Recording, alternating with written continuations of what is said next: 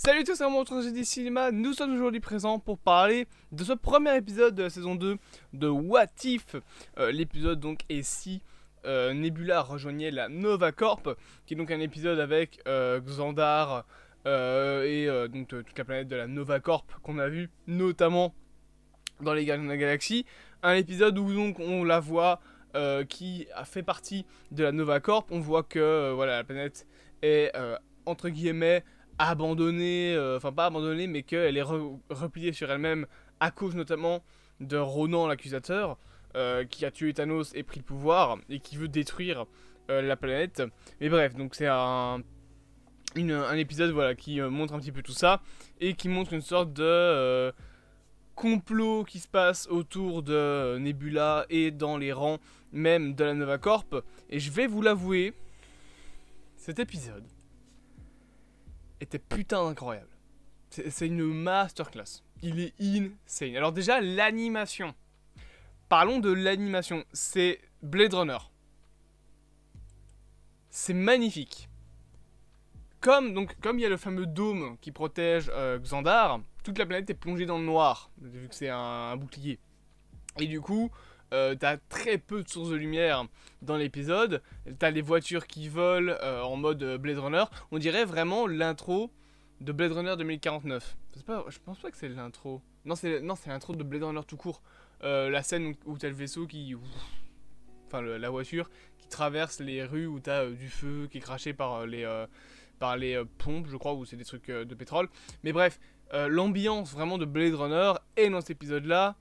Surtout dans les scènes de nuit, bon ça c'est une image un peu au pied de What If, mais c'était pour illustrer, surtout dans les scènes de nuit, et globalement c'est, je trouve, un épisode qui niveau colorimétrie est incroyable, voilà, je le trouve vraiment très stylé, l'animation est parfaite, voilà, il n'y a pas de problème, et je me suis surpris plusieurs fois à me dire dans l'épisode que je trouvais que Nebula, alors ça va faire bizarre, mais je la trouve mignonne, si je puis dire, genre le côté animation lui donne un petit côté animé, manga, ce qui fait qu'elle, en plus avec les gros yeux, ça donne un petit côté, je vais dire cute, entre guillemets, mais voilà, je me suis dit ça au bout d'un moment dans l'épisode, j'ai fait, ah tiens, Nebula, elle est jolie.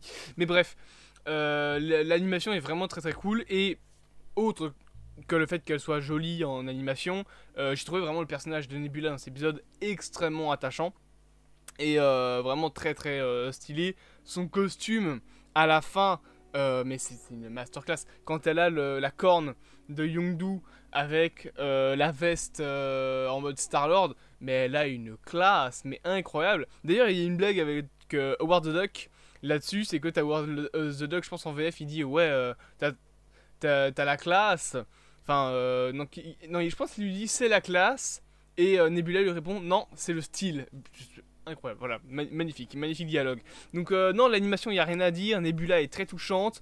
Et, alors, il y a dans l'équipe des gardiens de la galaxie, entre guillemets, enfin c'est pas vraiment les gardiens de la galaxie, mais en gros, tu vois qu'il y a Groot, la petite créature avec ses couteaux, Korg et Nebula et Howard the Duck. Cette petite équipe-là, je la trouve très cool. Alors Groot...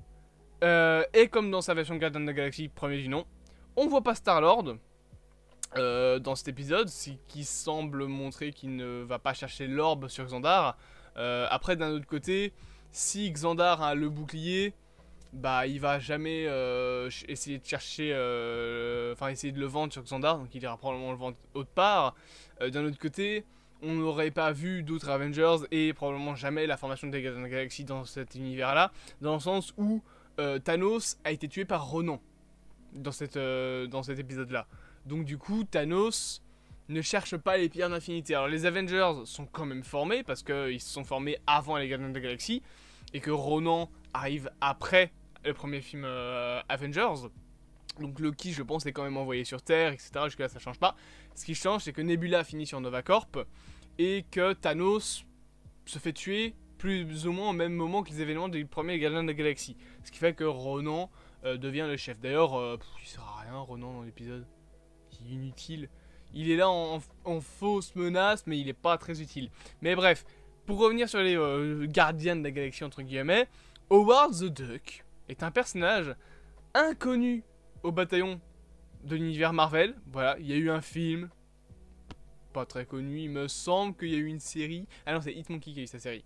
Mais il est présent en live action, notamment dans Endgame et les Gardiens de la Galaxie volume 1 et 3. Il est présent également dans le Special Holiday, il me semble, des Gardiens de la Galaxie. Je crois qu'il est présent dedans également. Et il est présent en animation dans la première saison et dans la seconde saison, donc cet épisode-là, de What If. Et je le trouve incroyable, en espèce de baron du crime un petit peu. Honnêtement, je me demande s'il pourrait pas réutiliser ça pour le MCU tout court. Voilà. C'est vrai que Howard the Duck, c'est pas un personnage très connu de l'univers Marvel.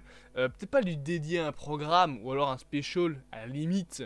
Parce que bon, il pique quand même quelques têtes. Faut se dire que Howard the Duck est actuellement dans le MCU apparu plus de fois que Miss Marvel.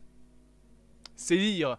Comme il est apparu dans Endgame, Gardien 1, Gardien 2, Gardien 3, What If saison 1, What If saison 2, et l'épisode spécial des Gardiens de la Galaxie, il est apparu dans 7 programmes. Donc il est apparu plus de fois que Miss Marvel. C'est dire. Je pense même qu'il y a moyen qu'il soit apparu plus de fois qu'Hawkeye. Peut-être pas possible, parce que Hawkeye est quand même apparu pas mal de fois. Mais Howard the Duck, voilà, c'est un personnage qui est pas connu de l'univers Marvel. Et on essaie de le réhabiliter. Donc son rôle dans cet épisode-là, je trouve très cool. À voir s'il aura peut-être un special ou une connerie en genre de la part de Marvel Studios. À mon avis non, parce que clairement c'est pas un personnage assez connu. Mais j'aime bien ces petits caméos comme ça de temps en temps. Et je pense que ça peut continuer. Maintenant, pour parler du reste du groupe, Korg, qui est donc le personnage de Taika Waititi, est pas mauvais comme personnage. Voilà, je sais beaucoup de gens l'aiment pas. Dans cet épisode-là, ça va. Franchement, ça va. Je trouve pas chiant. Et concernant Groot, bon, il sert pas à grand chose. Par contre, Nebula est vraiment très très stylé. Et tout le côté complot au niveau du scénario, tout le côté complot avec la Nova Corp, Nova Prime, etc. Je trouvais ça vraiment très intéressant. Et encore une fois, ça fait rappeler des trucs comme Blade Runner, etc. Donc j'ai vraiment l'impression que cet épisode-là, c'est un hommage, ou en tout cas une inspiration très très forte de Blade Runner. Parce que dans Blade Runner, t'as tout le côté répliquant. Qui a toute une histoire de complot avec les réplicants qui sont des machines. Dans cet épisode là, t'as une histoire de complot qui implique Nebula qui est une machine, c'est un cyborg. Donc voilà, on ressent l'ambiance de Blade Runner en plus grâce à la mise en scène.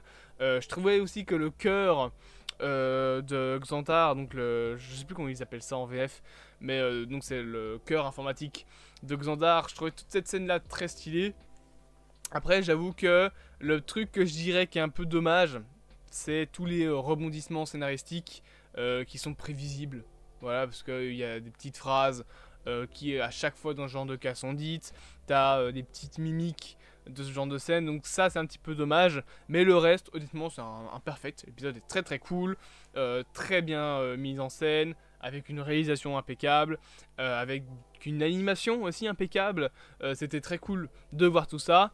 Et écoutez, je pense que c'est un excellent premier épisode pour pour cette seconde saison de What If. Et le deuxième épisode sort demain. J'espère donc que cette petite vidéo... Ouh, je bug. Oui, je bug. Attendez. Je remets mon Yoda là. Et je vais... Voilà, bah j'ai coupé. C'est bon. Donc je disais... C'est chiant les bugs, hein. De toute façon, j'économise pour acheter une caméra parce que filmer avec mon téléphone, c'est plus possible. Bien évidemment, n'hésitez pas du coup à vous abonner, à partager, à liker et à commenter cette vidéo. Et on se dit à bientôt pour de prochaines aventures.